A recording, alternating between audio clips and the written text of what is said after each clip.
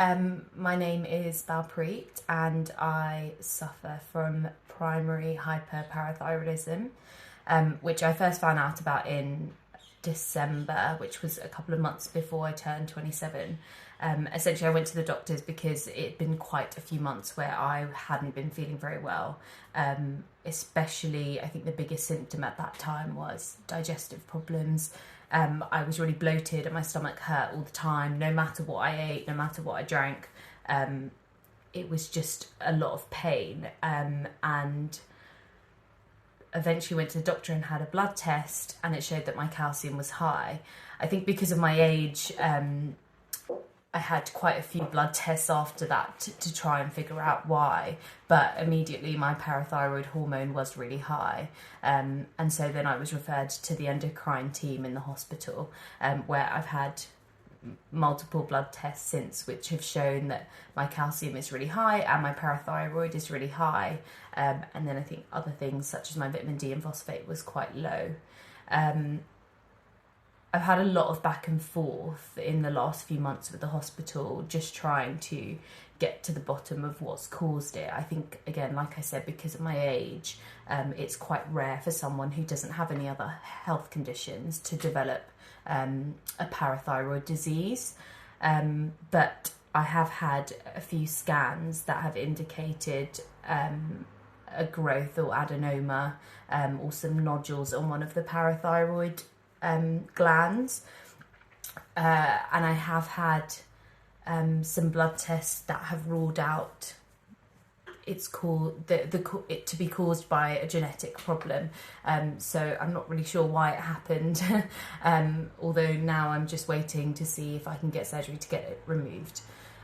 But the main thing for me, and the reason why I wanted to make this video, is because the symptoms have been quite debilitating at times. I have found, especially the effects that it has on your mood and on just generally how your brain functions, has been really difficult for me to kind of just keep doing my job normally, seeing my friends, and just generally live how I would normally live.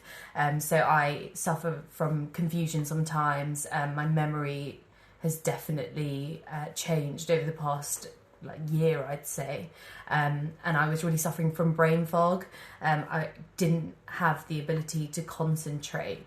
So I now am on cinacalcet medication, which has definitely helped, although it does come with some nausea, but it's helped to bring the calcium down, which I think is allowing my body to function a lot better. But I think the difficulty is being able to explain to people that even though I look okay on the outside, and generally the disease isn't causing me to lie in bed or be super unwell, it's just the sort of normal day-to-day things that I don't feel I can function as well as I used to be able to, and that has been quite a difficult thing.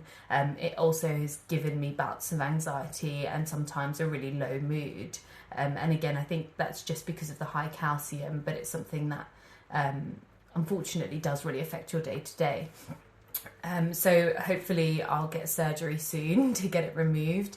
At the moment I'm just continuing with medication, but hopefully help to spread awareness on something that I never had even heard of before I had the blood test, or before I was told about it.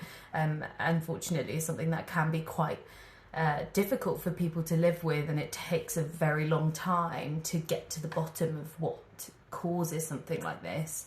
And I just think hopefully people can be more aware about what the effects of it are.